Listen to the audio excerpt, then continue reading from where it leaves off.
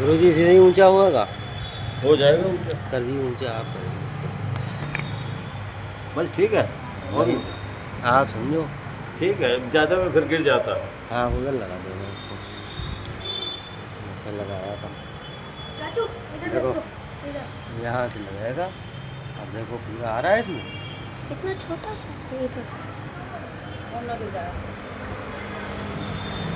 इधर इधर अगर सभी का है, सभी लोगों का। यहाँ से वो जो बैठे हुए हैं जितने, यहाँ से वहाँ तक गुरु जी के साथ में आना चाहिए। अरे आप कभी मंदिर आओ सुनने, ये रहो लेके बैठ जाओ। बोलो तो मुझे ले यहाँ से उठा लेना, मतलब अंदर हो। दिवाली हाँ हाँ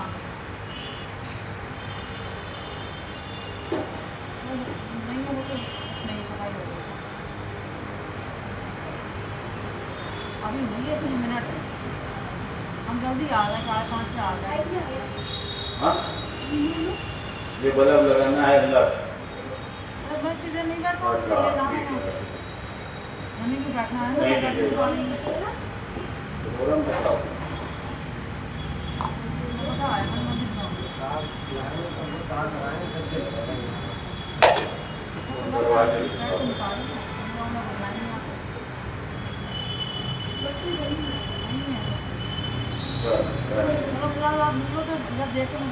हरि ओम। न यस्य दिवसो रात्रिर्न समानो च अधिका, स्वभाव की पराशक्ति नित्या ज्ञान क्रियेयति।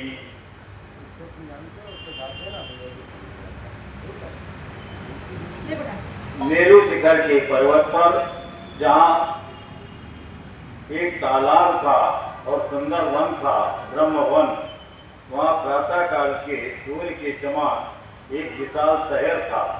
उस शहर में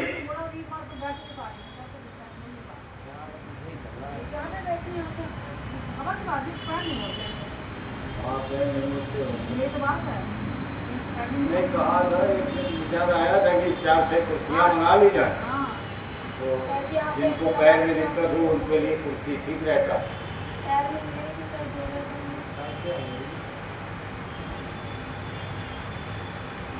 तो उस शहर, एक शहर में जहाँ ब्रह्मा जी रहते थे, वहाँ देवता और दानव भी थे। वहाँ शक्ति से युक्त बल का अहंकार करने वाले दैत्य, दानव तथा राक्षस अधिक मात्रा में रहते थे। उस शहर में तपाए हुए सोने के समान ऊंची 4 दीवारियों वाला सुंदर सोने से निर्मित वो शहर था।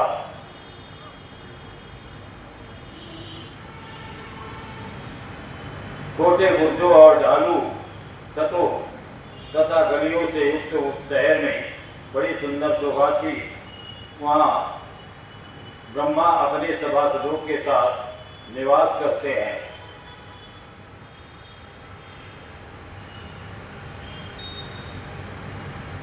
ब्रह्मा अपने सभासदों के साथ वहाँ निवास करते हैं। मुनियों ने साक्षात लोक पितामह ब्रह्मा को देखा।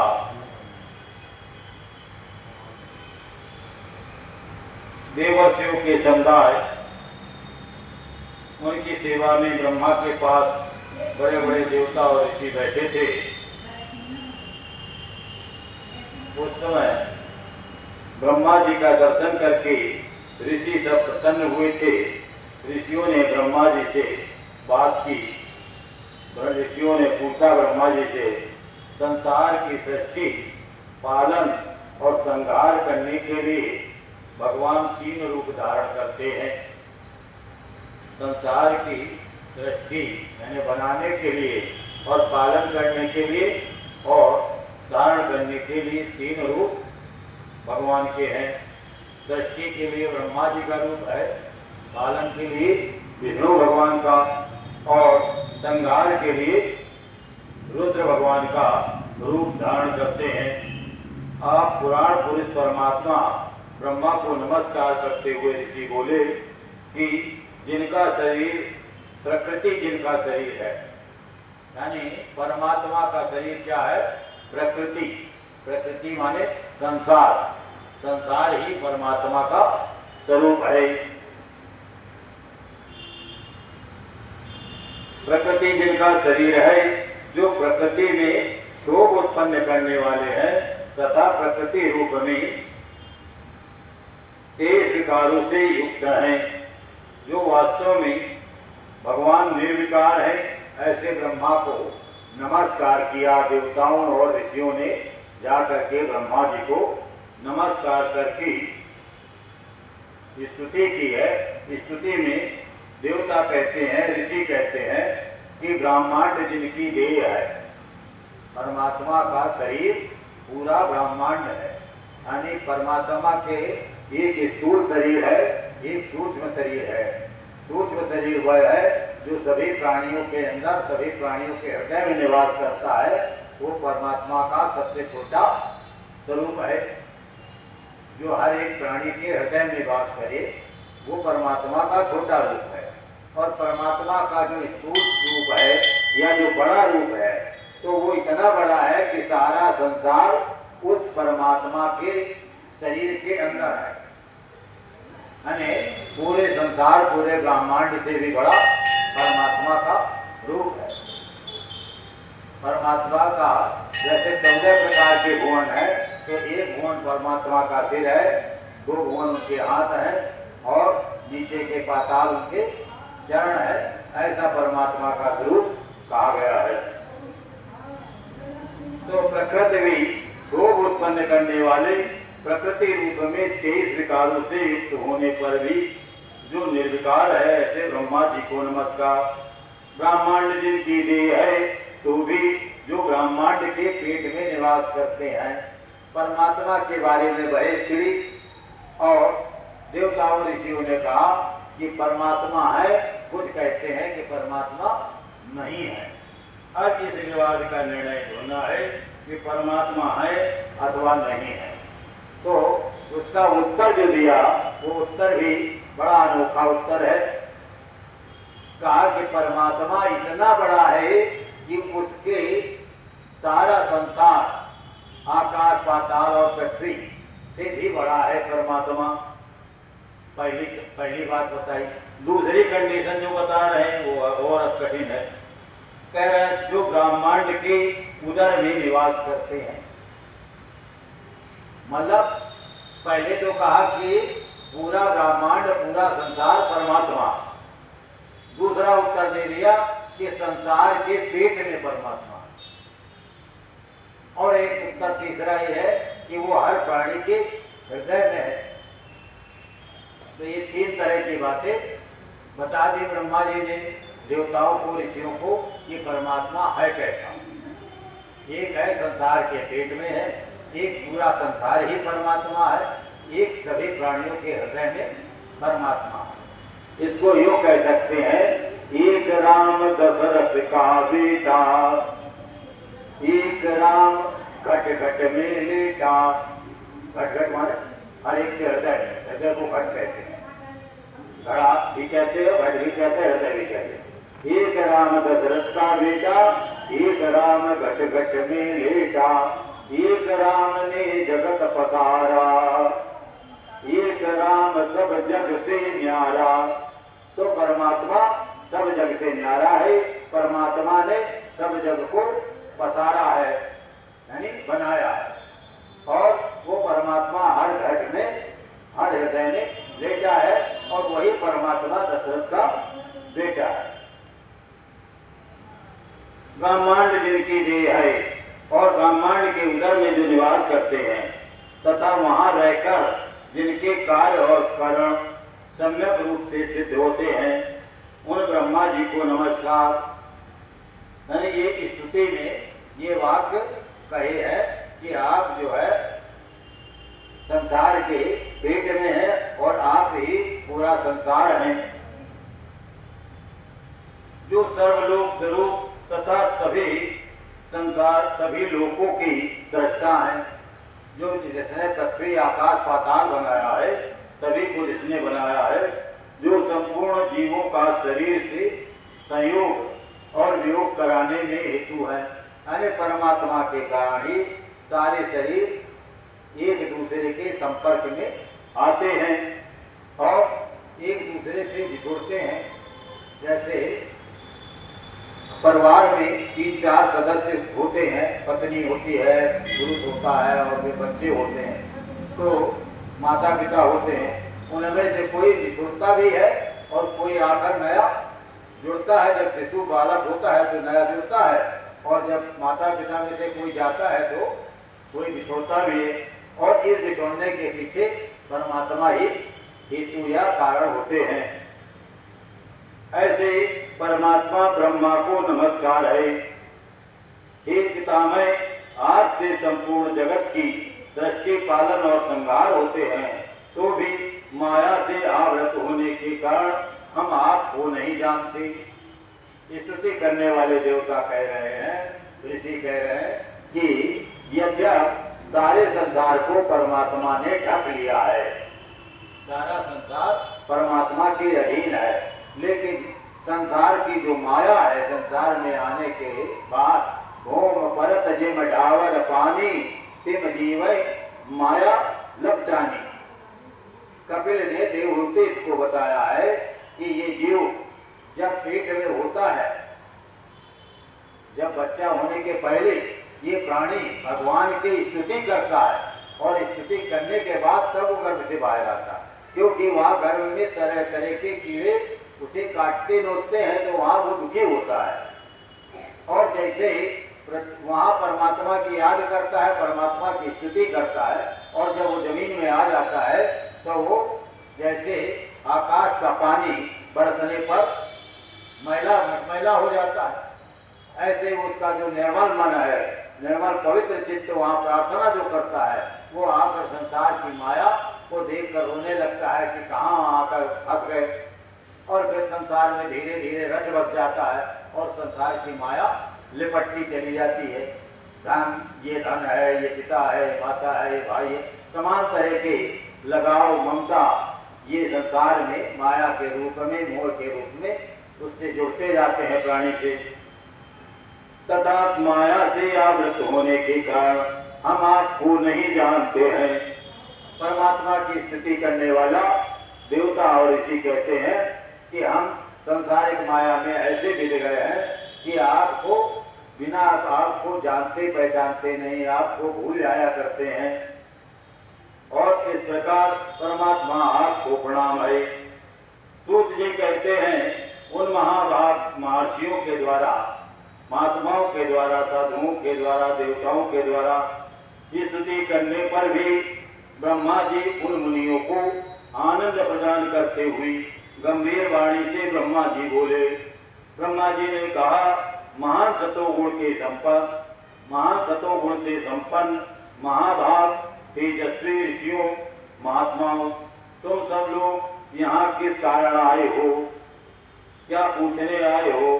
ब्रह्मा जी के पूछने पर ब्रह्मवेत्ताओं में श्रेष्ठ मुनियों ने हाथ जोड़ करके विनय पूर्वक, प्रार्थना पूर्वक कहा। ऋषियों ने कहा, भगवान, हम लोग अज्ञान के महान अंधकार से ढके हुए हैं, इसलिए दुखी हो रहे हैं। परस्पर विवाद करते हुए हमें परम तत्व का साक्षात्कार नहीं हो रहा है। आपस में वो सब विवाद कर रहे थे कि परमात्मा है, कुछ कह रहे थे, कुछ कह रहे थे परमात्मा नहीं है। अगर है तो मेरे सामने क्यों नहीं है, मुझे दिखता क्यों नहीं है, मैं कैसे जानूं कि परमात्मा है? इस तरह का विवाद चल रहा था।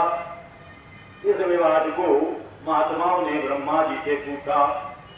मुनियों के पूछने पर ब्रह्मा जी के नेत्र अचानक से खिल उठे। देवताओं, दानवों और मुनियों के निकट खड़े हो गए और भगवान भोलेनाथ का ध्यान करने लगे। भोलेनाथ का ध्यान करके ब्रह्मा जी आनंद विभोर होकर के हाथ जोड़ करके बोले। ब्रह्मा जी ने कहा, मुनियों, जिन्हें ना पाकर ऋषि महात्मा बड़े बड़े ज्ञानी विज्ञानी योगी तपस्वी परमात्मा को ढूंढने जाते हैं और ढूंढने के लिए वो अपना मन भेजते हैं, यानी मन से चिंतन करते हैं परमात्मा का कि परमात्मा कैसा होगा। विचार करते हैं मन से, बुद्धि से और वाणी से। 3 तरह से परमात्मा का पता लगाने की कोशिश की जाती है, लेकिन परमात्मा को मन वाणी से नहीं पाया जाता है, नहीं ढूंढे मिलता है। इसलिए परमात्मा का नाम है गोती, जिसको इंद्रियों से, मन वाणी आंख कान से ना जाना जा सके, ऐसा परमात्मा है। ये बताया ब्रह्मा जी ने कहा, मुनियों जिन्हें ना पा करके मन सहित वाणी लौट आती है।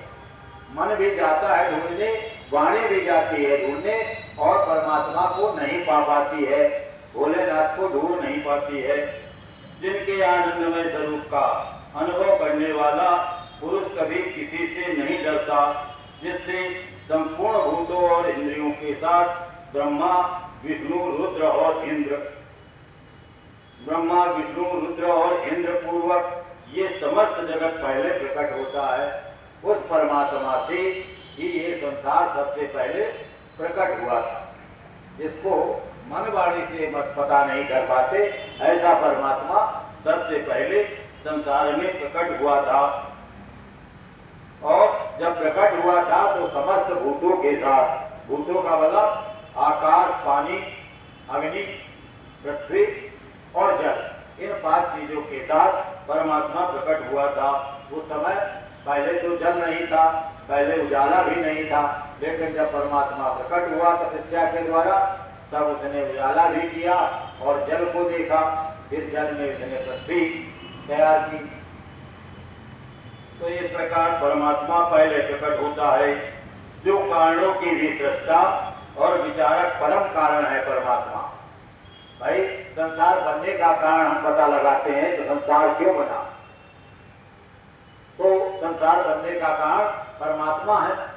ये तो कहेंगे संसार बनने का कारण क्या हो सकता है, परमात्मा।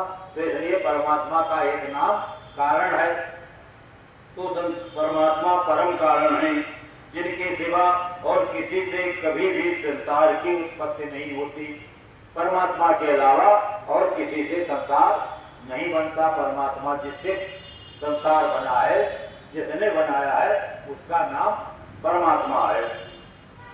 संपूर्ण ऐश्वर्य से संपन्न होने के कारण जो स्वयं ही सर्वेश्वर नाम धारण करते हैं, इसीलिए परमात्मा का एक नाम सर्वेश्वर है, क्योंकि सभी का वो कारण है। तो परमात्मा सर्वेश्वर नाम धारण करते हैं। अच्छा, इसके अलावा सब मुमुक्षु कहते हैं, जिनके मन में ये इच्छा हो जाए कि हम संसार से मुक्त हो जाएं। संसार के बंधन है जो जीवन मरण का बंधन है। हिंदू धर्म में ये खास बात मानी गई है कि कई जन्म होते हैं, एक बार मृत्यु के बाद फिर दोबारा जन्म होता है। बार जो जन्म होता है, इस बार जन्म के बंधन से, संसार के दुख से छुटकारा पाने के लिए जो उपाय सोचता है, जो विचार करता है, जो चिंतन करता है, ऐसे व्यक्ति को, ऐसे योगी को मुमुक्षु कहते हैं। मुक्ष माने मुक्त होना, आजाद होना, संसार के दुख से छुटकारा पाना। और जो छुटकारा पाने का मन में इच्छा करे उसको मुमुक्ष कहते हैं संस्कृत में। तो सब मुमुक्ष जिन शंभु का अपने हृदय आकाश में ध्यान करते हैं, हृदय के भीतर सभी भक्त भगवान का ध्यान करते हैं, जिन्होंने सबसे पहले ब्रह्मा से अपने पुत्र के रूप, जिन्होंने सबसे पहले ब्रह्मा को अपने पुत्र के रूप में उत्पन्न किया। यानी ब्रह्मा जी कहते हैं कि भगवान भोलेनाथ ने सबसे पहले मुझे उत्पन्न किया है। तो भोलेनाथ ब्रह्मा के पिता हुई, इस बात से अधिकांश जगह शिव पुराण में यही आता है कि भोलेनाथ जो है ब्रह्मा के पिता हैं। तो हृदय सबसे पहले ब्रह्मा को पुत्र रूप में भोलेनाथ ने उत्पन्न किया और फिर ब्रह्मा को ही संपूर्ण वेदों का ज्ञान दिया। भोलेनाथ ने ब्रह्मा को वेद, पुराण, इतिहास, शास्त्र ये सब कुछ ज्ञान, संसार का ज्ञान, सृष्टि बनाने का, संसार बनाने का ज्ञान भोलेनाथ ने ब्रह्मा जी को दिया है। उसके बाद ब्रह्मा जी ने संसार बनाना शुरू किया। ब्रह्मा जी कहते हैं कि भोलेनाथ की कृपा से, उनके आशीर्वाद से मुझे प्रजापति का पद मिला है। ब्रह्मा का पद जो है उसका नाम है प्रजापति। प्रजापति का मतलब जो सारे संसार को बनाता है या जो सारे संसार या प्रजा की रक्षा करे, उसका नाम प्रजा का मालिक प्रजापति। तो ब्रह्मा प्रजा के मालिक हैं। ये भोलेनाथ की कृपा से हुआ है। भोलेनाथ के आशीर्वाद से ब्रह्मा जी संसार के प्रजापति हैं। ईश्वर अकेले ही वृक्ष की भांति, परमात्मा क्या है? भोलेनाथ अकेले ही वृक्ष की भांति निश्चल भाव से आकाश में विराजमान थे। जिन परम पुरुष परमात्मा से संपूर्ण जगत भरा हुआ है, जो अकेले ही बहुत से जीवों के मालिक हैं, उन्हें सक्रियता प्रदान करने वाले हैं, चेतना देने वाले हैं, जो महेश्वर एक बीज को अनेक रूप में परिणित कर देते हैं। भोलेनाथ का या ब्रह्मा का पहला कार्य क्या है कि एक बीज को अनेक बीजों में परिणित कर देते हैं। आप खेत में बीज डालो, उससे फसल उगेगी, और फसल उगेगी तो फसल में एक आपने 10 बीज डाले तो 1000 बीज बनेंगे। एक बीज डालोगे तो एक बीज से जो पेड़ होगा उससे बहुत सारे बीज उत्पन्न होते हैं। और ये सब भगवान भोलेनाथ की कृपा से होता है, क्योंकि परमात्मा ने बीजों को बनाया है। तो जो भी बीज है वो भोलेनाथ की कृपा से एक बीज से अनेक बीज हो जाते हैं। संपूर्ण जगत भोलेनाथ वृक्ष की भांति निश्चल भाव से आकाश में विराजमान है। जिन परम पुरुष परमात्मा से जगत भरा हुआ है, जो अकेले ही बहुत से निष्क्रिय जीवों के मालिक है और सब जीवों को जीवन देते हैं, सक्रियता देते हैं, चेतनता देते हैं।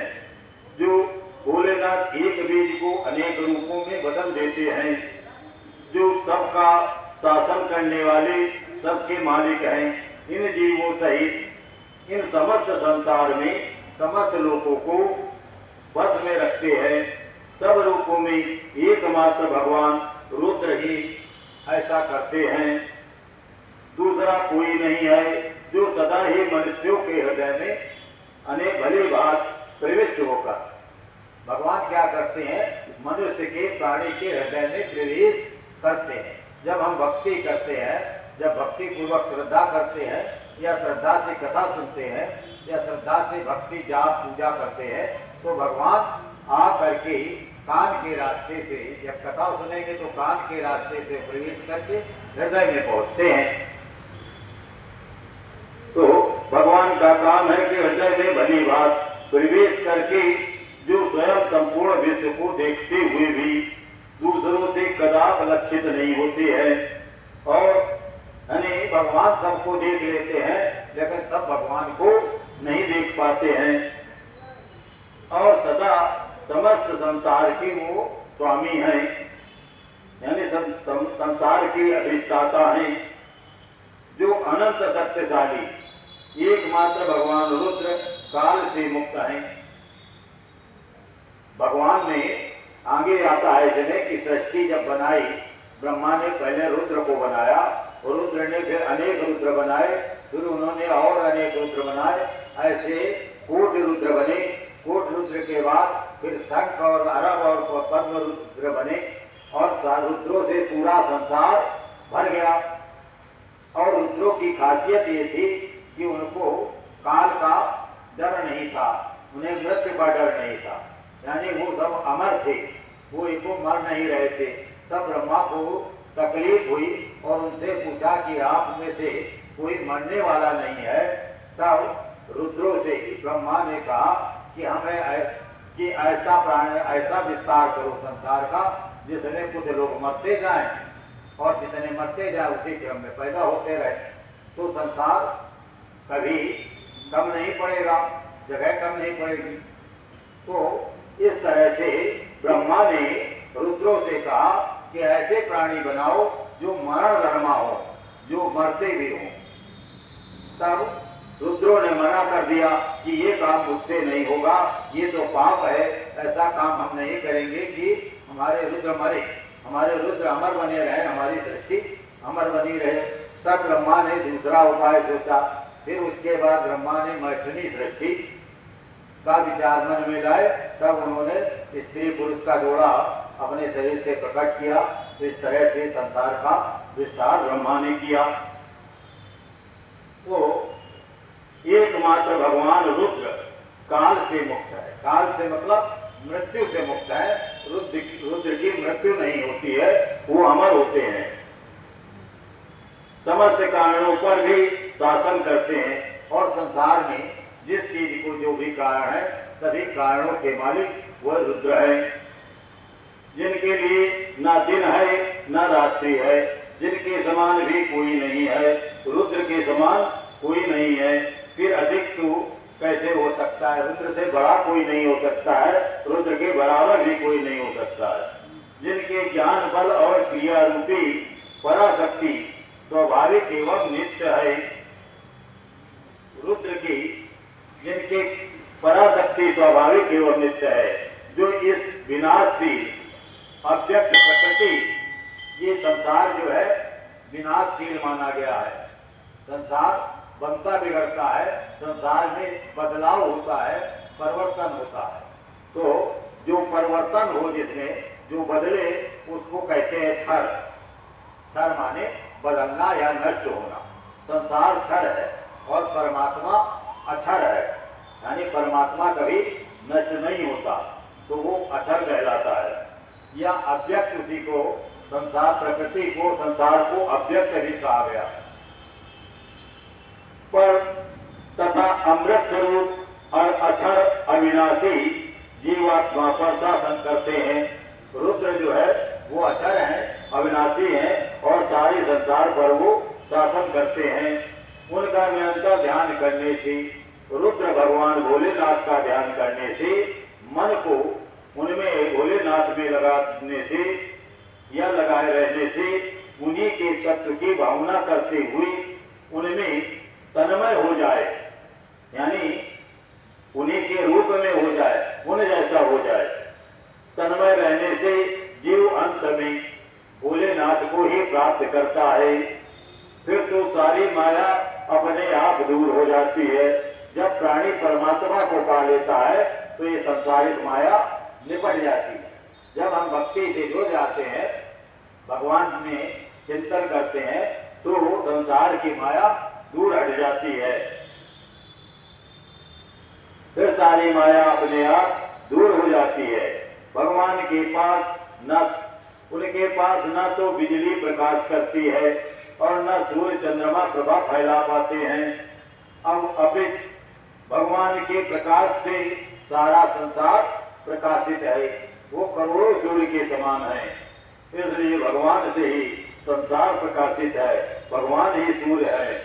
ऐसा सनातन श्रुति कहती है, वेद कहते हैं। एकमात्र महादेव महेश्वर को ही आराध्य देव जानना चाहिए। भोलेनाथ ही आराध्य हैं। ब्रह्मा जी कह रहे देवताओं से कि यदि किसी की उपासना आराधना करनी है तो भोलेनाथ आराधना करने योग्य हैं। उनसे भोलेनाथ से श्रेष्ठ दूसरा कोई उपलब्ध नहीं है। ये स्वयं ही सबके प्रारंभ हैं। भोलेनाथ जो है सबसे पहले थे, सबके प्रारंभ हैं, सबके आदि है। कि भोलेनाथ का प्रारंभ आदि और अंत नहीं है। भोलेनाथ स्वभाव से ही निर्मल है, स्वतंत्र है, परिपूर्ण है, स्वेच्छाधीन है, चराचर रूप है, चर अचर रूप। चर माने होता है इंसान और पशु पक्षी, ये चर कहलाते हैं। और जो व्रत हैं वृक्ष पेड़ पौधे जिनमें सांस लेने चलने फिरने की ताकत नहीं होती है वो अचर कहलाते हैं। जैसे ईटा पत्थर बालू ये सब अचर है। तो परमात्मा चर के भी मालिक है और अचर के भी, इसलिए चर अचर मिलाकर चराचर कहा जाता है। परमात्मा चराचर रूप है। चराचर रूप का मतलब वो स्त्री पुरुष भी है और वो पक्षी भी है और वो पेड़ पौधे भी हैं, पर्वत भी वही है। परमात्मा ही पर्वत और नदी तालाब सब कुछ है। तो इसी को संक्षेप में चराचर कहा जाता है कि परमात्मा चराचर रूप है। इनका शरीर अप्राकृतिक, अप्राकृतिक माने दिव्य, जो हम लोग देखते हैं संसार में ये सब प्राकृतिक कहलाता है। जिसको हम लोग न देखें न जाने वो अप्राकृतिक है। जो दिखते हैं ये सब मनुष्य हैं और जो नहीं दिखते हैं वो देवता है, और जो देवता है उन्हीं को दिव्य कहा गया। तो परमात्मा दिव्य है। परमात्मा का शरीर दिव्य है, मनुष्य की तरह नहीं है। परमात्मा भोलेनाथ लक्ष्य और लक्षण से रहित हैं। इंसान में स्वभाव है, रूप है, नाम है। परमात्मा में स्वभाव नहीं है, रूप नहीं है, नाम नहीं है, लक्षण नहीं है। लक्षण क्या होता है? जैसे कहा जाए कि अमुक गोरा है, अमुक काला है, अमुक लंबा है, अमुक छोटा है, अमुक तीखे स्वभाव का है, अमुक उग्र है, अमुक सरल है, सौम्य है, मधुर है। तो ये सब लक्षण कहलाते हैं। यानी कोई खासियत या विशेषता किसी में होती है उसे लक्षण कहते हैं। परमात्मा में लक्षण नहीं बताए गए। तो परमात्मा में लक्षण नहीं है, परमात्मा में रूप नहीं है, परमात्मा का नाम नहीं है। कहते हैं कुरूपवास से पातरा ऐसा तत्व अनु जाके मुखमाथा नहीं जन नहीं रूप गुरु, जिसका कोई रूप स्वरूप नहीं है, मुखमाथा नहीं है, बिन पग चले सुनय बिन काना, कर बिन कर्म करे विद नाना, आनंद रहित सकल रस भोगी, बिन वाणी वक्ता बड़ जोगी। परमात्मा की मुख नहीं है फिर भी बहुत बड़ा वक्ता है, हाथ नहीं है लेकिन सारे संसार की कार्य करता, और कान के बिना सुनता है, आंख के बिना देखता है। तो परमात्मा की परिभाषा ब्रह्मा जी दे रहे हैं। ये नित्य मुक्त होकर के सबको बंधन से मुक्त करने वाले हैं और काल की सीमा से परे रहकर काल को प्रेरित करने वाले हैं। जो मृत्यु है, मृत्यु से परमात्मा अलग है, यानी परमात्मा की मृत्यु नहीं होती है, संसार की संसारियों की मृत्यु होती है। और संसारियों की मृत्यु के लिए परमात्मा ही प्रेरणा देते हैं। वो ये लिखते हैं कि कौन कब मरेगा। ये सबके ऊपर निवास करते हैं, स्वयं ही सबके आवास स्थान है, यानी परमात्मा में सब रहते हैं और परमात्मा ही सबके ऊपर रहते हैं, परमात्मा में ही सारे प्राणी रहते हैं। जब बताया गया कि सारा संसार से भी बड़े हैं परमात्मा, परमात्मा का आकार शरीर पूरे संसार से बड़ा है या संसार के बराबर है, तो उस आकार के अंदर ही तो सब रहते हैं। 6 प्रकार के मार्ग बताए गए हैं। परमात्मा की पाने की जो है 6 प्रकार के मार्ग से युक्त संपूर्ण जगत के पालक है परमात्मा। सारे संसार की रक्षा करते हैं, सारे संसार का पोषण करते हैं। उत्तरोत्तर उत्कृष्ट भूतों से वे परम उत्कृष्ट हैं। जिनको सबसे अच्छा प्राणी समझे, जिन्हें सबसे अच्छा माने, उनसे भी अच्छे हैं परमात्मा। उनसे बढ़कर के कोई दूसरा अच्छा नहीं है।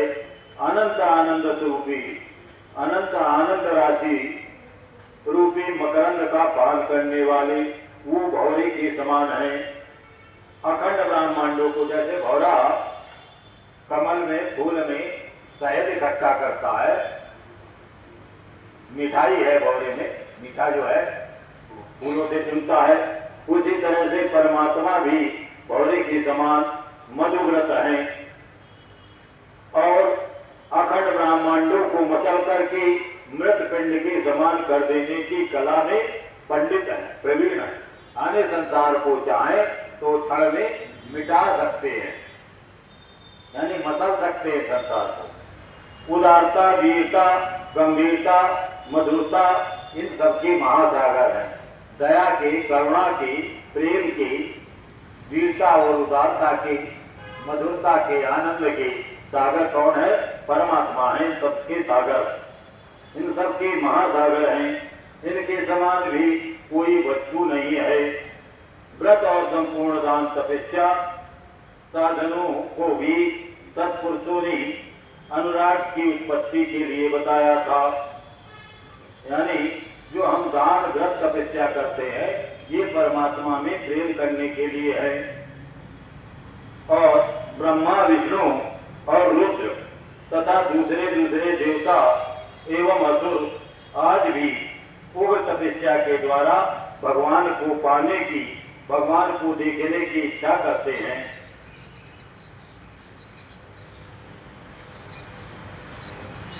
इस प्रकार शिव का कृपा प्रसाद प्राप्त करने के उद्देश्य से देवताओं सब लोग स्त्री, पुत्रों और अग्नियों के साथ वाणी और मन के दोषों से रहित होकर के भगवान भोले का ध्यान करो। भगवान भोले का ध्यान करते रहो। सभी उन्हीं में निष्ठा रख करके उनके भजन में लग जाओ। एक दिव्य वर्षों के लिए यज्ञ का आरंभ करने के लिए फिर ब्रह्मा ने कहा, आप देवताओं एक यज्ञ करो, एक स्थान पर कथा का, शिव पुराण का आयोजन करो। ये ब्रह्मा ने उपदेश दिया देवताओं को और उस स्थान का चयन करने के लिए बताया कि जहाँ पर शिव पुराण की कथा आरंभ हो सके। यज्ञ के अंत में मंत्र द्वारा आवाहन करने पर वायु देवता पधारेंगी। जब आप कथा सुनेंगे तो उसके अंत में वायु देवता पधारेंगी। फिर वे तुम लोगों के कल्याण का साधन और उपाय बतलाएंगे। ऐसा ब्रह्माओं ने महात्माओं को बताया, क्योंकि महात्माओं का ब्रह्मा से सवाल था कि परमात्मा है या नहीं है और संसार का कल्याण कैसे होगा। ये महात्माओं का सवाल ब्रह्मा से था।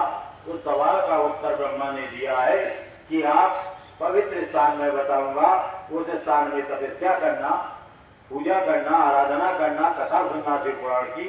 और शिव पुराण की जब कथा सुनोगे तो उसके अंत में वायु देवता पधारेंगे, पवन देवता पधारेंगे।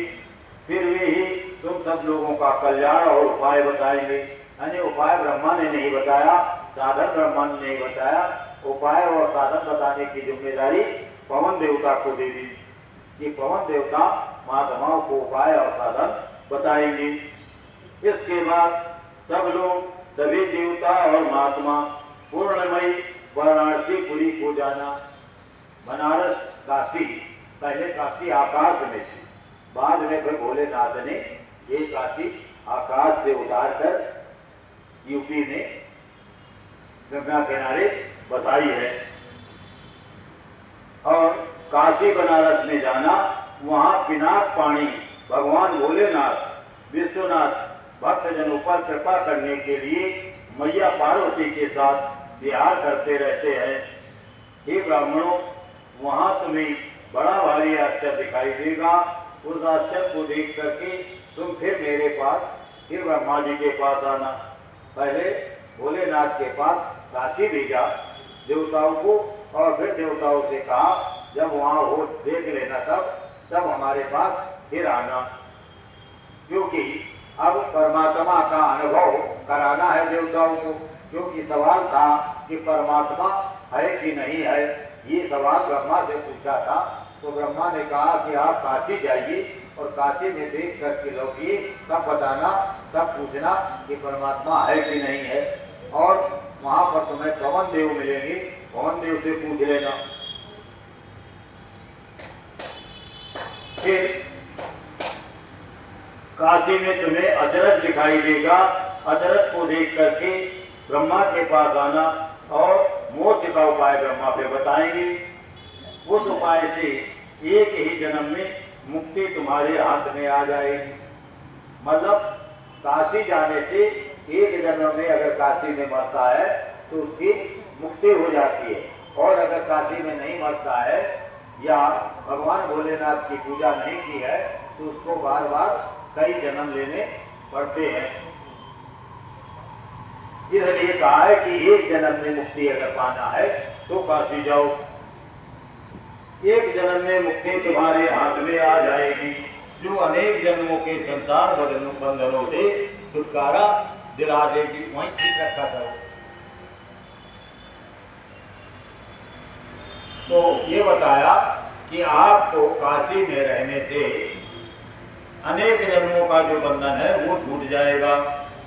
ये मैंने एक चक्र उठाया ब्रह्मा जी ने, उस चक्र को कहा इस चक्र को मैं देखता हूँ, ये चक्र जहाँ गिरेगा वहाँ जाकर के आप शिवपुराण की कथा सुनना। तो ब्रह्मा ने एक चक्र का निर्माण किया। इस चक्र को ब्रह्मा ने छोड़ दिया। ब्रह्मा ने कहा मैं चक्र छोड़ता हूँ, और जहाँ चक्र का ही दूसरा नाम नेमी होता है। जैसे आप कभी बैलगाड़ी में देखा हो या पहिया देखा होता है तो उसमें रिम होता है, रिम के ऊपर जो लगा होता है तो पहिया का ऊपरी भाग वो नेमी कहलाता है। तो नेमी शब्द है, चक्र का ही पर्यायवाची है, चक्र का दूसरा नाम नेमी है। और ये नेमी जहाँ पर विशीर्ण हो जाए, यानी ये नेमी चक्र जहाँ टूट फूट जाए, वहीं तपस्या के लिए सुंदर स्थान होगा। ऐसा कहकर के ब्रह्मा ने उस सूर्य के समान तेजस्वी मनोमय चक्र का नाम रखा है मन से योग, मन के वेग से चलने वाला चक्र। मन का स्पीड तो बहुत होती है, हवाई जहाज से भी ज्यादा स्पीड मन की होती है। तो मन के स्पीड से चलने वाला चक्र, मनोमय चक्र को ब्रह्मा ने मनोमय चक्र की ओर देखा और भोलेनाथ को प्रणाम करके उस चक्र को छोड़ दिया। वे सब ब्राह्मण ब्रह्मा को प्रणाम करके उस स्थान के लिए चल दिए जहाँ नेमी जीर्ण शीर्ण हो गया, टूट गया। जहाँ चक्र में कुछ टूट फूट हुई, उस स्थान में सभी पहुंचे और उस स्थान का नाम नेमी शब्द कहा है यहाँ पर। तो नेमी जहाँ गिरेगा तो उस स्थान का नाम क्या हो जाएगा? नेमी से नैमिष, नीमसार। तो यहाँ चक्र का नाम नेमी होता है, इसलिए नेमी जहाँ गिरा उसका नाम नीमसार पड़ गया।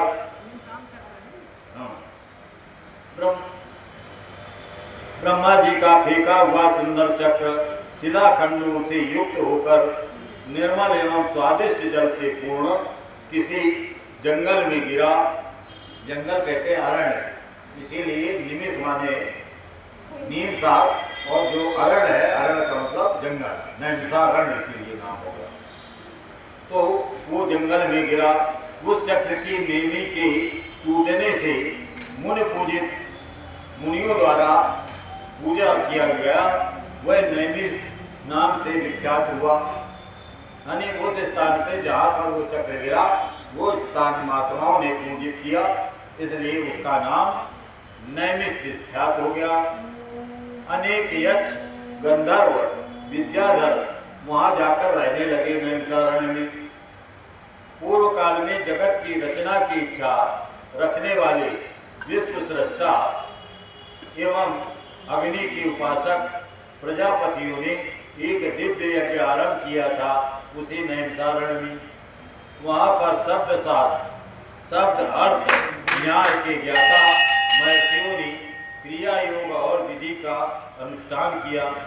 उसी स्थान पर हमेशा वाद और जल्प के बल से, वाद और जल्प, वाद कहते हैं बातचीत को, तर्क को, और जल्प कहते हैं वितर्क, यानी कोई चीज स्थापित करें, अपनी बात रखें, उसे वाद कहते हैं।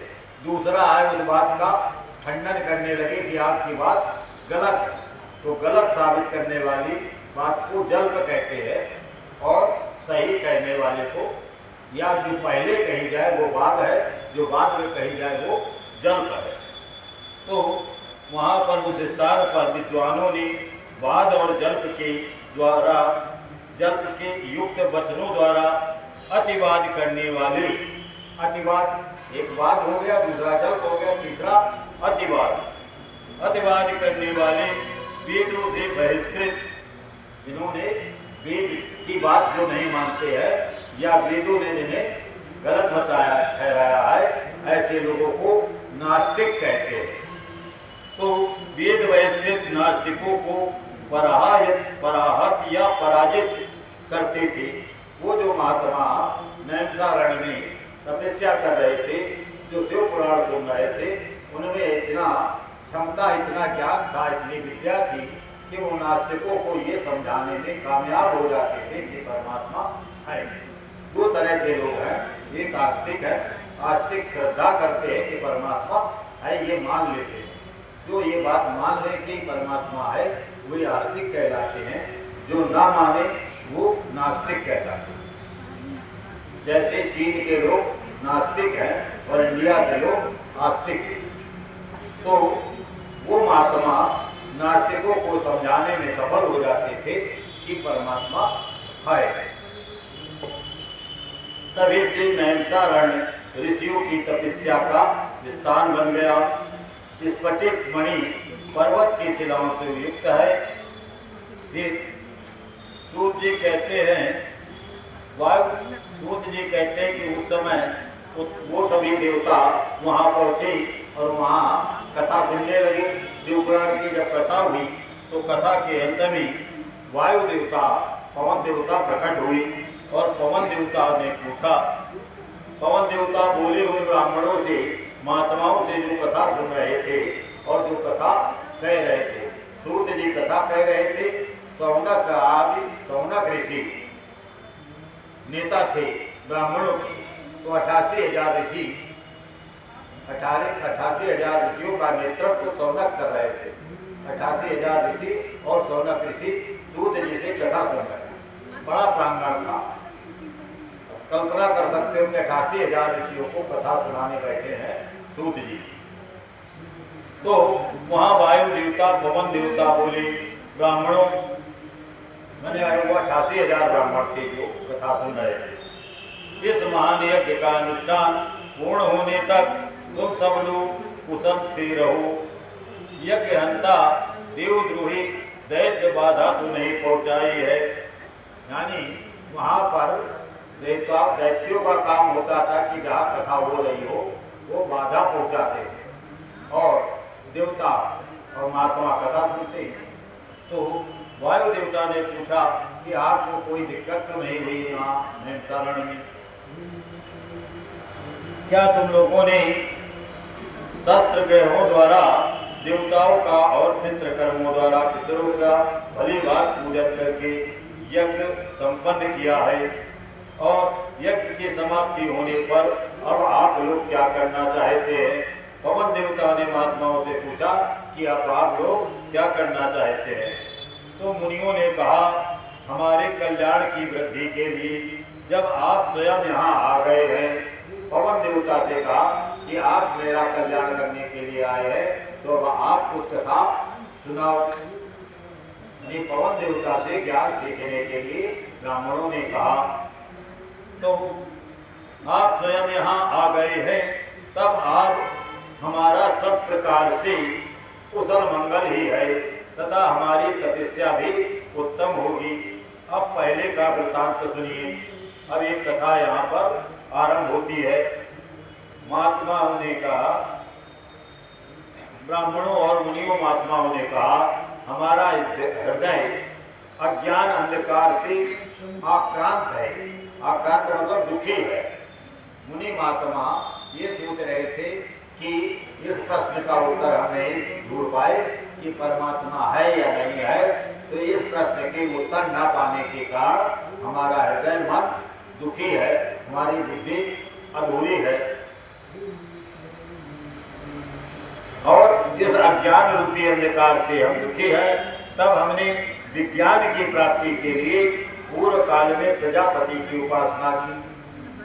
कोई भी ज्ञान कोई भी चीज सिद्ध करनी होती है लैब में, प्रयोगशाला में, कि परमात्मा है कि नहीं है, कार्बन है कि नहीं है, तो आप क्या करेंगे?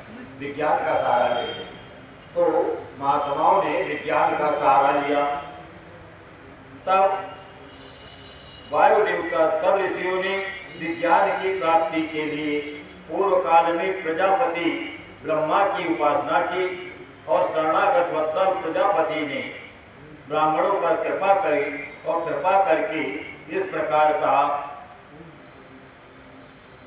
तब इस प्रकार कहा कि ब्राह्मणों रुद्रदेव सबसे श्रेष्ठ हैं। पवन देवता बता रहे हैं ब्राह्मणों को कि भगवान भोलेनाथ ही सबसे श्रेष्ठ हैं, वे ही परमात्मा हैं, वे सब के परम कारण हैं। परमात्मा का दूसरा नाम परम कारण है। जैसा बताया था कि संसार किसने बनाया, क्यों बना, किस कारण से बना, तो कारण जो है जानने के लिए तो यही जानोगे कि कारण ये है कि परमात्मा ने बनाया होगा, या परमात्मा ने अपनी क्रीड़ा करने के लिए। परमात्मा कई जगह ये आता है कि परमात्मा अपना खेल खेलने के लिए, लीला करने के लिए संसार को बनाते हैं और वही एक से अनेक हो जाते हैं। तो परमात्मा इस तरह से परम कारण है, यानी जो खेल या क्रीड़ा करना चाहते हैं, जो लीला फैलाना चाहते हैं, उस लीला का कारण परमात्मा है। इसलिए परमात्मा का दूसरा नाम परम कारण है। तो परमात्मा परम कारण है और तर्क से नहीं जाना जा सकता। परमात्मा को तर्क से नहीं जाना जा सकता। साक्ष्य जो है, प्रमाण, 6 प्रकार के, कई प्रकार के प्रमाण कहे गए हैं। उसमें सबसे पहला प्रमाण जो नास्तिक मानते हैं, वो कहते हैं कि आंख से जो देखा वो हम मानते हैं और परमात्मा या कान से सुन ले, या किताबों में पढ़ ले, या पुरखों से सुन ले, माता पिता से सुन ले, इन बातों को प्रमाण माना जाता है। ऐसे 6 प्रकार के प्रमाण तर्कशास्त्र में कहे गए हैं। तो तर्कशास्त्र तो बहुत सी बातें, तर्कशास्त्र में संख्या नहीं बताई जाती। जैसे करोड़ रुद्र कह दिया जाता है, तो तर्कशास्त्र में करोड़ को या बहुत को कुछ कहा है। तर्कशास्त्र का सब्जेक्ट है, उसमें हर चीज की ऐसी व्याख्या की जाती है कि उसको काटा न जा सके। तो तर्कशास्त्र की बात आई तो ब्रह्मा ने और पवन देवता ने ये कहा कि परमात्मा को तर्क से नहीं जान सकते। तर्कशास्त्र ये कहता है कि इन 6 प्रमाणों से किसी प्रमाण में अगर खरा उतर जाए तो वो है। अगर आपको पता करना है कि ये कपूर है, तो कपूर आप जलाकर पता करोगे, उसकी गंध से पहचान लोगे, उसके रंग से पहचान लोगे। लेकिन परमात्मा को कैसे पहचानोगे, वो कैसा है, किस रंग का है, क्या उसकी केमिकल प्रॉपर्टी है, रासायनिक क्या है उसमें, ये सब जानने के लिए तर्क का सहारा नहीं लिया जा सकता है। उन्हें तर्क से नहीं जाना जा सकता। भक्तिमान पुरुष ही उनके स्वरूप को ठीक ठीक देखता समझता है। परमात्मा को अनुभव से और भक्ति से जाना जा सकता है, तर्क से नहीं जाना जा सकता है। क्योंकि नास्तिक जितने हैं वो तर्क से जानने की कोशिश करते हैं। वो कहते हैं कि आंखों से हमें दिखाई पड़े, आंखों से तो चंद्रमा पास दिखाई पड़ता है। अगर आप कहें कि आंखों से आकाश कितनी दूर है, तो आंखें आपकी कहेंगी कि ये 2-4 कोस होगा। लेकिन जब हवाई जहाज से जाते हैं तो लाखों मील सिद्ध किया है साइंस वालों ने कि लाखों मील, लाखों कोस है चंद्रमा और आकाश। तो बहुत सी चीज आपको देखी गलत भी हो जाती है। तो नास्तिक तो कहते हैं कि हम ना आपको देखेंगे तो परमात्मा को जानेंगे। लेकिन पवन देव ने कहा कि आप उसको भक्ति से जान सकते हैं, आप उसको अनुभव से जान सकते हैं, बाकी तर्क से नहीं जान सकते हैं। उसके शरीर को ठीक ठीक देखता और समझता है वो भगवान का भक्त होता है। भक्त ही परमात्मा को ठीक ठीक देखता समझता है। भक्ति भी भगवान की कृपा से मिलती है। सोई जाने जे देव जनाई। कहा गया सोई जाने जे देवो जनाई, जा पर कृपा राम की होई। यानी परमात्मा को वो जान सकता है, भक्ति उसको मिल सकती है, कथा उसको मिल सकती है जो जिस पर भगवान कृपा करते हैं। लोग तो बहुत हैं, चाहते भी बहुत हैं, लेकिन नहीं पहुंच पाते हैं। पहुंचते तब है जब भगवान की कृपा होती है। तो भगवान की कृपा से भक्ति मिलती है, भगवान की कृपा से कथा सुनने को मिलती है, और उस कृपा से ही आनंद की प्राप्ति होती है, परमानंद की प्राप्ति होती है। अतः भगवान की कृपा प्रसाद को पाने के लिए तुम लोग कहाँ जाओ? पवन देवता ने कहा तुम लोग नैमिषारण्य में यज्ञ का आयोजन करो। एक यज्ञ या सत्र, कौन सा यज्ञ? कथा यज्ञ।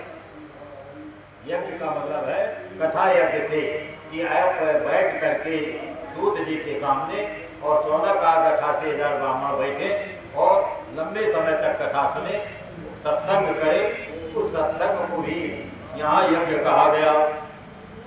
तो नैमिषारण्य में यज्ञ का आयोजन करो, दीर्घकालीन सत्र का आयोजन करो। यज्ञ का दूसरा नाम सत्र भी है, ज्ञान यज्ञ या ज्ञान सत्र भी कहते हैं उसे। और वहां पर संसार के परम कारण, अभी परमात्मा का दूसरा नाम परम कारण आया था, यहाँ बार बार परम कारण ही लिखते हैं। परम कारण भगवान भोलेनाथ की आराधना करो। यज्ञ के अंत में भोलेनाथ की कृपा से वायु देवता पधारेंगे, उनके मुख से वहाँ ज्ञान लाभ होगा और कल्याण की प्राप्ति होगी। ऐसा आदेश देकर के परमेष्ठी ब्रह्मा ने सबको नैमिषारण्य भेजा।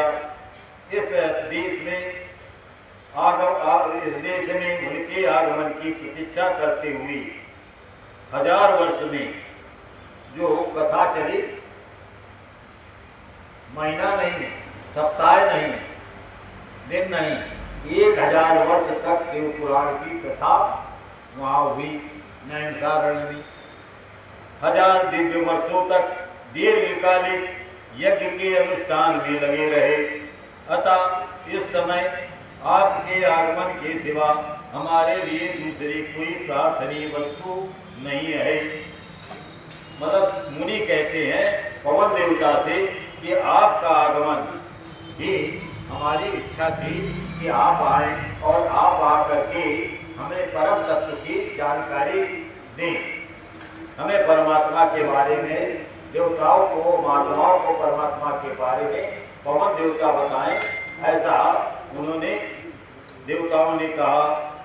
दीर्घ काल से यज्ञ अनुष्ठान में लगे हुए महर्षियों ने ये वृत्तांत, ये कथा सुनकर के वायु देवता मन ही प्रसन्न हो गए, मुनियों से घिरे हुए बैठे।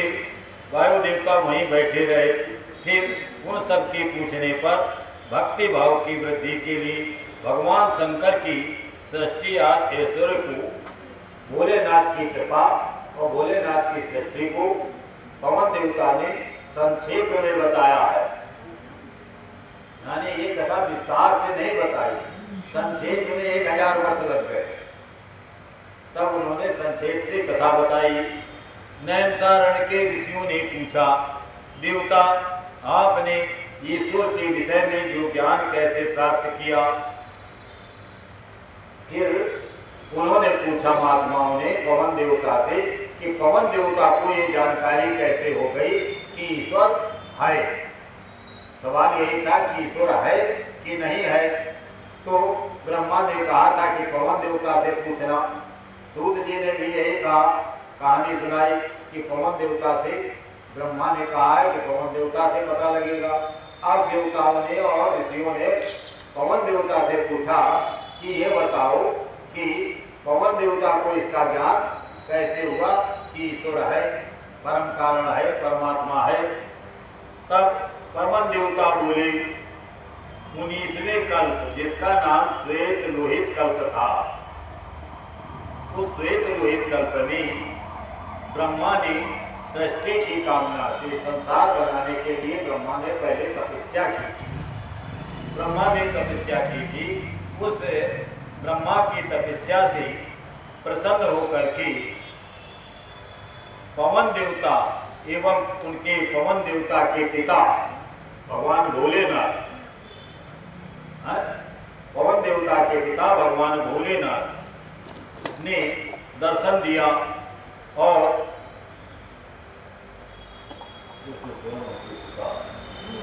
वे दिव्य कुमारा अवस्था से, और उस समय भोलेनाथ ने एक रूप धारण किया था। जब पवन देवता से भोलेनाथ के दर्शन हुए, जब मुलाकात हुई, मीटिंग हुई, तो उस मीटिंग में भोलेनाथ का स्वरूप एक छोटे बालक के रूप का था, कुमार रूप में थे।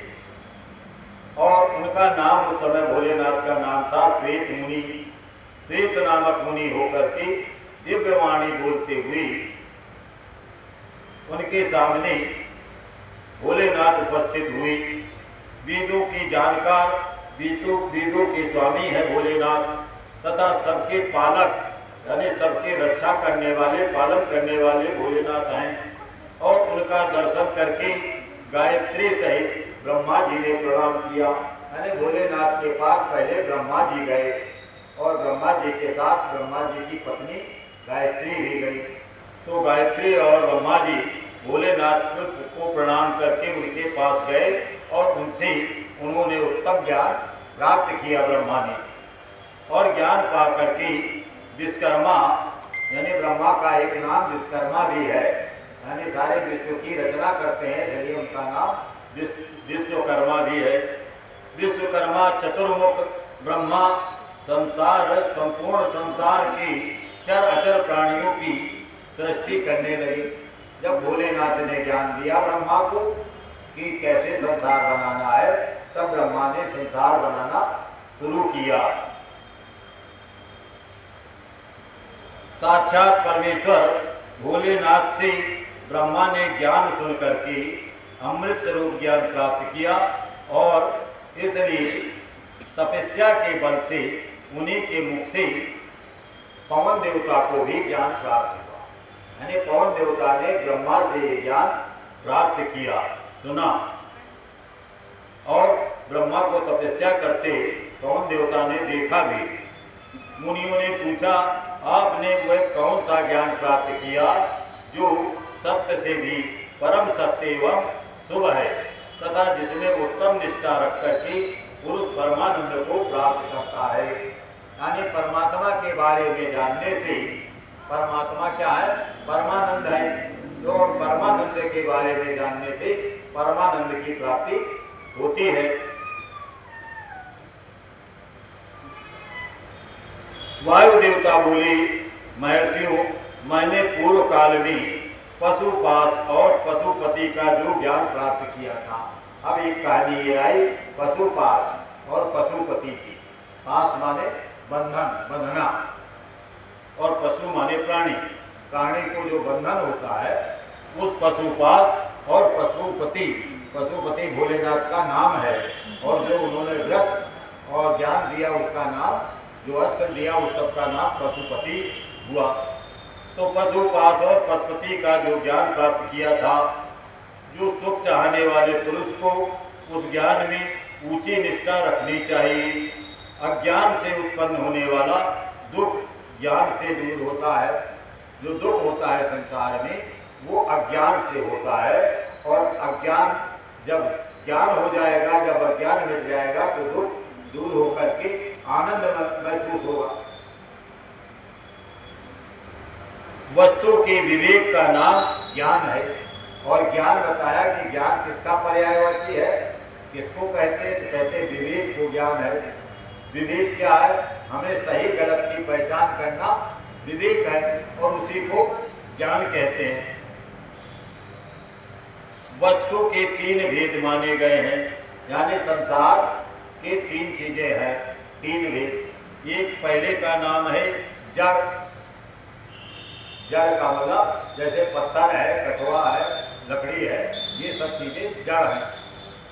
जड़ को प्रकृति कहते हैं। तो पहला जो है प्रकृति या जड़, दूसरा है चेतन या जीव। जीव में आत्मा और प्राण होते हैं, तो जिनमें प्राण होते हैं वो चेतन कहलाते हैं। तो पहला जड़, दूसरा चेतन, और उन दोनों का नियंता जड़ और चेतन का मालिक, चर और अचर का मालिक वो कौन है? परमेश्वर। तो 3 तरह की चीजें संसार में है, या पूरा संसार, या जो कुछ हम जानना चाहते हैं अध्यात्म विद्या, जिसको फिलॉसफी या दर्शन शास्त्र भी कहते हैं। अध्यात्म विद्या में यही आता है कि 3 तरह की चीजें हैं। एक जड़ वस्तुएं दिखाई होती है जिनमें प्राण नहीं है, दूसरे चेतन वस्तुएं जिनमें प्राण है, और तीसरा परमात्मा जिन्होंने जड़ और चेतन दोनों का गवर्नर है, जो जड़ चेतन को शासित करता है, जो जड़ चेतन में प्राण देता है, या जिसकी मर्जी से जड़ चेतन में बदलाव होता है। तो परमात्मा, जड़ चेतन, ये 3 चीजें अध्यात्म विद्या में बताई गई हैं, परम तत्व में बताई गई हैं। इन्हीं तीनों को क्रम से, अब तीनों का नाम बदल दिया। जड़ का नाम हो गया प्रकृति, और प्रकृति का तीसरा नाम है बंधन या पास। संसार का नाम 3 चीजें हो गए, एक संसार हो गया, एक जीवात्मा हो गया, एक परमात्मा। इस तरह से समझ, संसार मतलब जो है जीवात्मा से अलग क्या बचा? जैसे नदी है, तालाब है, आकाश है, ये सब जो है जड़ है, तो इनका नाम है प्रकृति, और दूसरा है जीवात्मा, और तीसरा परमात्मा। तो प्रकृति का ही नाम संसार भी हो सकता है, उसे बंधन कहा गया। संसार का दूसरा नाम बंधन, और बंधन का ही नाम है पास। और पशु, पशु जो है जीवात्मा को पशु कहा गया है अध्यात्म में। तो पास और पशुपति, इन पशु माने जीवात्मा का जो मालिक है उसे क्या कहेंगे? पशु जीव हो गया, और पशुपति, पति माने मालिक। तो जीवों का मालिक कौन है? परमात्मा। तो संसार, जीवात्मा और परमात्मा, ये 3 चीजें ही होती हैं अध्यात्म में, परम तत्व में। तीनों तत्वों को क्षर, अक्षर तथा अतीत, अब फिर 3 नाम दे दिए गए। जो है संसार को क्षर कहते हैं, और परमात्मा को, संसार को क्षर कहते हैं, और जीवात्मा को अक्षर कहते हैं, और परमात्मा को अतीत कहते हैं। यानी मीनिंग दिए, क्षर, अक्षर और अतीत। क्षर माने जो नष्ट हो जाए, जो बदल जाए, जो विनाशी हो।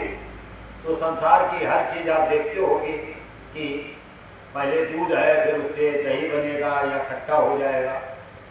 कोई भी चीज लो तो उसका जीवन बदलता रहता है। जैसे पहले शिशु होंगे, फिर युवा, बालक होंगे, फिर तरुण होंगे, फिर जवानी आएगी, फिर प्रौढ़ता आएगी, फिर वृद्धापन, बुढ़ापा, फिर मृत्यु, एक क्रम रहता है। तो इस तरह से हर एक कोई क्षर है। क्षर का मतलब नष्ट होने वाला या बदलने वाला। दूसरा है अक्षर, जो बदले ना। तो परमात्मा को कह सकते हैं कि वो अक्षर है, वो बदलेगा नहीं, या जो भी ना बदले वो अक्षर है। और तीसरा है अतीत, जो क्षर भी ना हो और अक्षर भी ना हो, क्षर अक्षर से परे हो। तो क्षर अक्षर से परे अतीत जो है परमात्मा है। अक्षर ही पशु कहा गया है। आगे इन्होंने बताया कि जो अक्षर है वो पशु कहा गया है। यानी पशु का मतलब यहाँ पर आत्मा को अक्षर कहा गया। जीवात्मा मरता है, इसलिए जीवात्मा क्षर हुआ। माने जीवात्मा में 2 शब्द हैं, एक शब्द है जीव, दूसरा आत्मा। तो जीव मरता है तो जीव हो गया क्षर, और आत्मा नहीं मरती है, जो नहीं मरता है वो अक्षर। तो जीव को अलग कर दिया, आत्मा अलग कर दिया, 2 हो गए, और परमात्मा अतीत हो। और इसी अक्षर को, आत्मा को ही पशु कहा गया है, और आत्मा का मालिक परमात्मा हुआ। यानी जो आत्माओं से भी श्रेष्ठ हो वही परमात्मा होगा। क्षर तत्व का ही नाम पास है, और क्षर और अक्षर दोनों से जो परे है वो परम तत्व है। परम तत्व को परमात्मा कहते हैं, उसी को पति कहते हैं, उसी को पशुपति कहते हैं। प्रकृति को क्षर कहा गया है, और पुरुष, पुरुष माने जीव को अक्षर कहा गया है। और जो इन दोनों को प्रेरित करता है, जो प्रकृति और पुरुष को प्रेरित करता है, वो परमात्मा है। जो क्षर अक्षर दोनों को प्रेरित करे उसको परमेश्वर कहते हैं। माया का ये नाम प्रकृति है। पुरुष माया से ढका हुआ है। जो संसार के जीव है, प्राणी है, सभी माया से लिपटे हुए हैं, माया से बंधे हुए हैं। तो ये जो माया का नाम प्रकृति है, पुरुष या संसार की जीवात्मा माया से ढके हुए है, यानी माया से लिपटे हुए, माया के बंधन में है। मल और कर्म के द्वारा प्रकृति का पुरुष के साथ संबंध होता है। प्रकृति और पुरुष के साथ संबंध होता है। शिव ही इन दोनों के ईश्वर हैं, यानी संसार और माया दोनों के ईश्वर भोलेनाथ हैं। शिव ही इन दोनों के ईश्वर हैं, माया भोलेनाथ की शक्ति है। ये जिस माया से हम लोग पीड़ित हैं, वो माया भोलेनाथ की शक्ति है। देवी पुराण में और किसी शिव पुराण के उमाखंड में अभी आया था वर्णन कि मेधा नाम के एक महात्मा थे, जंगल में रहते थे मेधा ऋषि। उनके पास समाधि नाम का बनिया और सुरत नाम का राजा गया। राजा को दूसरे राजाओं ने उसका राज्य छीन लिया था, उसकी सेना ने विद्रोह कर दिया था और मंत्रियों ने उसका राजा का धन हड़प कर लिया था। लेकिन वो जंगल में मेधा ऋषि के पास पहुंचा और इसी तरह से जो वैश्य था उसके बेटों ने घर से बाहर निकाल दिया था कि इसका बुढ़ापा आ गया है, अब धन ठीक से नहीं कमाता है, घाटा में जा रहा है। तो बाप को बेटों ने निकाल दिया था। दोनों मेधा ऋषि के पास पहुंचे और दोनों आपस में बात करने लगी। बात करने में बनिया ने, वैश्य ने उसको राजा को बताया कि हम इस कष्ट से यहाँ आए हैं। तो राजा ने कहा कि वो स्त्री पुरुष जिन्होंने आपको घर से निकाल दिया है, उनके प्रति इतना लगाव, इतना ममत्व, इतना स्नेह, इतना प्रेम क्यों है? उनसे तो मन का विराग, मन को खिन्नता आनी चाहिए, लेकिन खिन्न मन जो है, खिन्नता के बावजूद आप बार बार उनका हाल जानने की इच्छा कर रहे हो। इसी प्रकार राजा अपनी पत्नी और अपनी प्रजा के बारे में विचार करता है कि अब दुष्टों ने हमसे राज्य छीन लिया, कैसे वो प्रजा का पालन कर रहे होंगे, प्रजा दुखी होगी या सुखी होगी, ये राजा भी विचार कर रहा है। और दोनों ने अपने सवाल मेधा ऋषि के सामने रखे। तब मेधा ऋषि ने उनका उत्तर कुछ इस प्रकार दिया।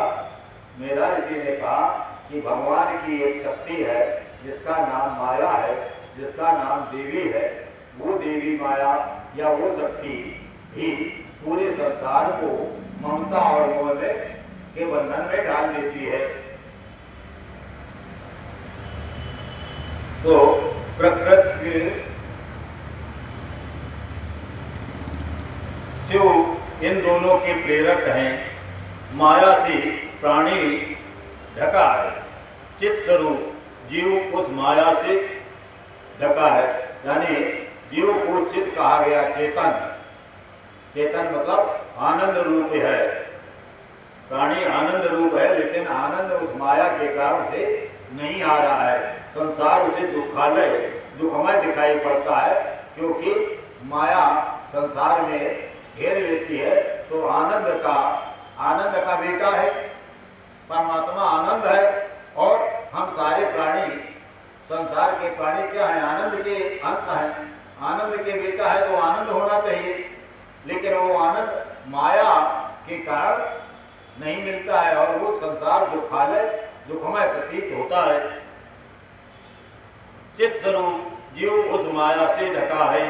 चेतन जीव को आच्छादित करने वाला, चेतन जीव को ढकने वाला अज्ञान मैं पास ही मल कहलाता है। उससे शुद्ध हो जाए। जो अज्ञान है, जो गैर जानकारी है, जो भ्रम है, जो संशय है, वो क्या है? यही है कि हम संसार को अपना मान लेते हैं। मैं और मोर तोड़ते माया, यानी ये मेरा है, ये अपराया है, ये जो अयम निजो परम रीति गणना लघुचित था, ये जो भाव है अपनेपन का कि इसमें हमारा लगाव है, ये अपना है, यही अज्ञान है। और इसी अज्ञान की का को मल कहा गया है, माने गंदगी।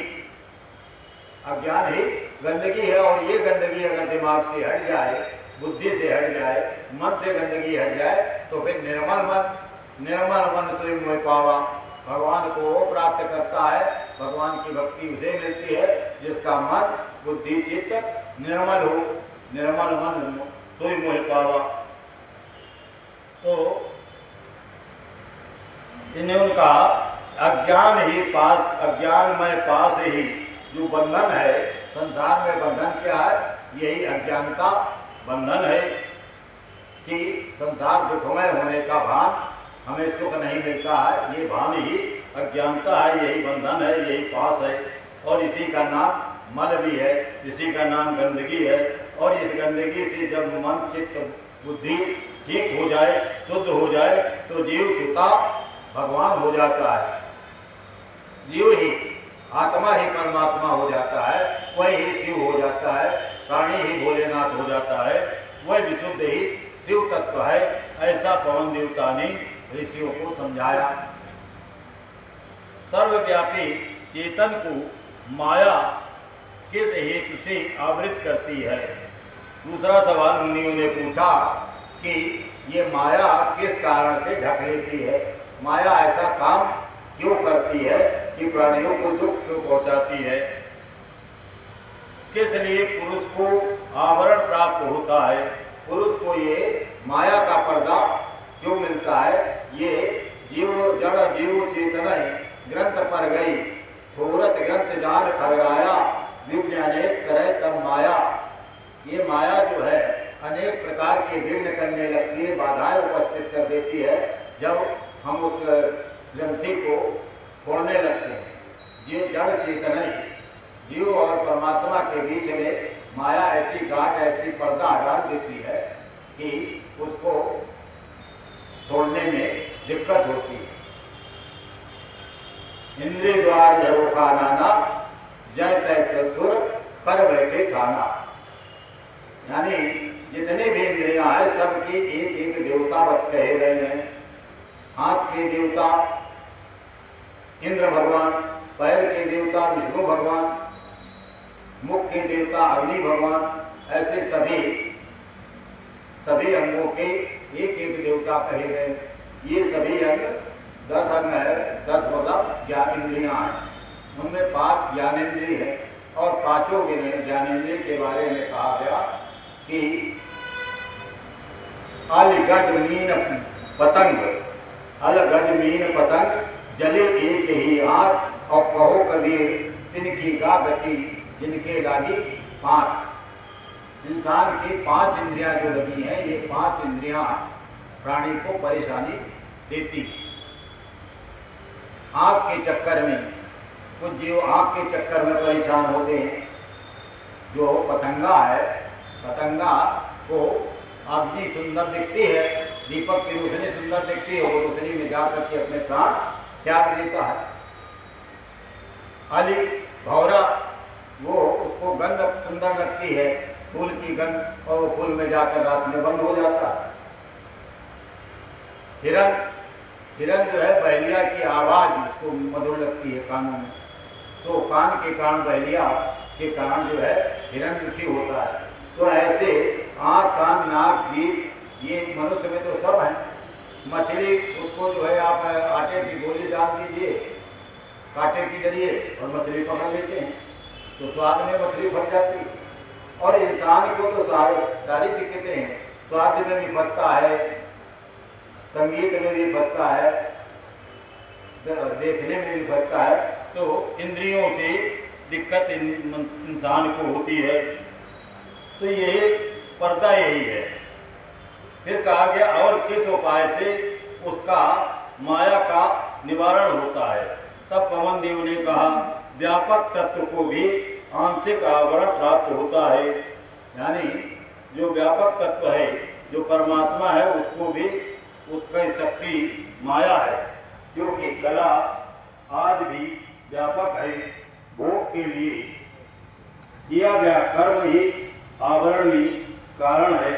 मल का नाश होने पर ये जो गंदगी मन में जो अज्ञान हो जाता है, जो माया से लगाव मोह हो जाता है, यही गंदगी, यही मल आवरण है। और इसके नाश होने पर जो माया का पर्दा है, या पर्दा हट जाए या गंदगी मिट जाए, मन बुद्धि चित्त शुद्ध हो जाए। और वो सत्संग से शुद्ध होती है। कथा सुनने से मन बुद्धि का विवेक होता है। बिना सत्संग विवेक न हो। सत्संग के बिना विवेक और सही ज्ञान नहीं हो पाता है। आवरण के कारण मल का नाश होने से आवरण दूर हो जाता है। कला विद्या राग काल नियत, इन्हीं को कला आदि कहते हैं। जो राग है, राग को संग कहा गया, राग को ही मोह कहा गया, राग को ही माया कहा गया। यह राग के पर्यायवाची है। संग, मोह, आसक्ति, माया, इन्हीं के द्वारा कर्म फल को प्राणी उपभोग करता है। उसी का नाम प्राणी या जीव या पुरुष है। कर्म दो प्रकार के हैं, पुण्य कर्म, पाप कर्म। यानी एक चौपाई में कहा गया कि 18 पुराणों में 2 बातें लिखी गई। सभी पुराणों में अगर मिला दो तो सारांश ये है कि 2 बातें कही गई। अष्टादश पुराणे व्यासस्य वचनम द्वयम्, पापाय कर्पीडनाय पुण्याय परोपकाराय पुण्याय। परोपकार ही पुण्य है और दूसरे को पीड़ा पहुंचाना पाप है। यही 2 बातें शास्त्रों में लिखी गई है। तो कर्म के 2 प्रकार हैं, पुण्य कर्म और पाप कर्म। पुण्य कर्म का फल सुख होता है। अच्छे काम करोगे तो सुख और आनंद मिलेगा, खराब काम करोगे तो सुख और आनंद नहीं मिलेगा।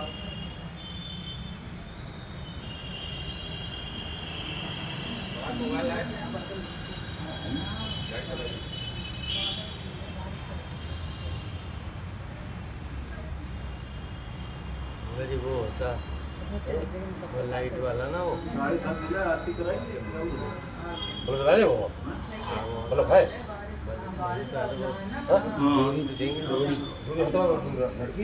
बोलो हर हर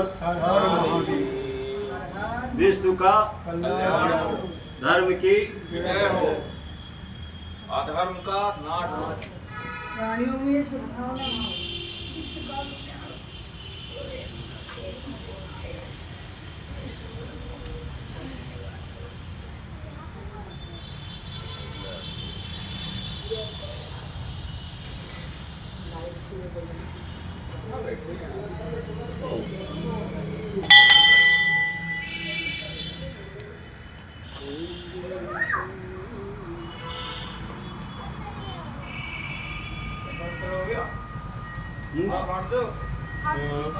प्रसाद। हाँ बांटो।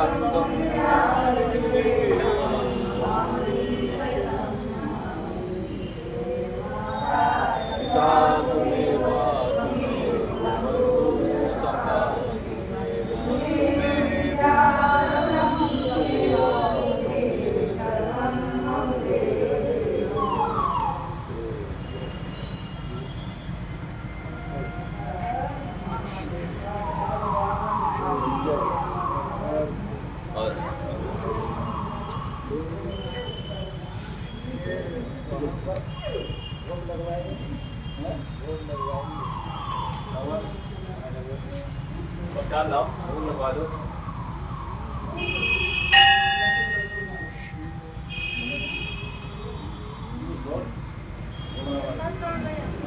अंदर आप वो लगवा दो और इसको आज लगवा दो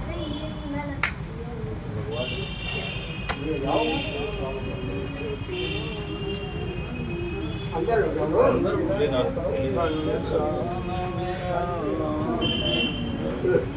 ये मम्मी को दे दो तो मम्मी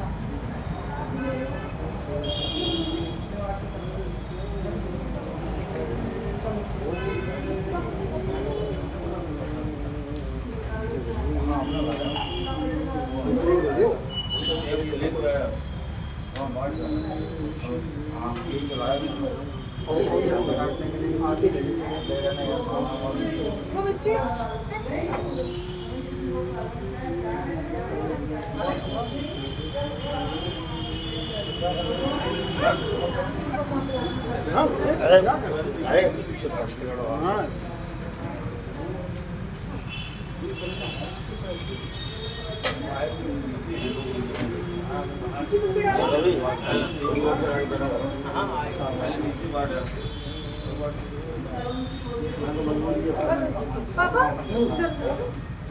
और जरा अंदर इधर आओ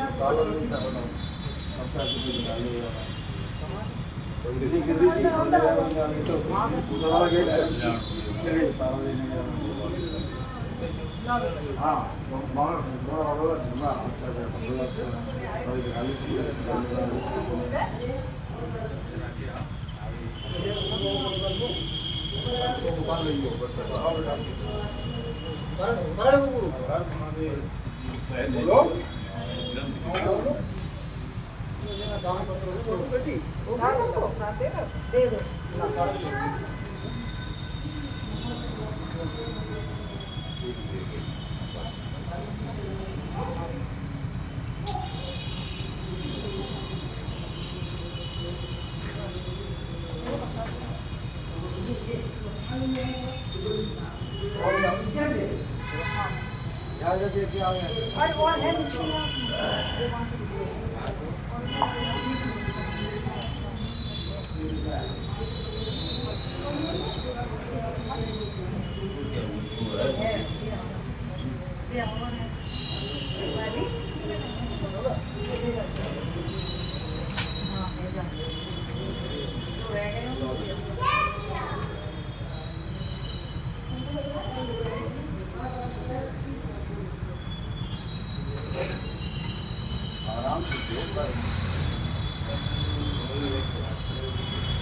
भाई साहब उसमें एंट्री हुई है वो बाहर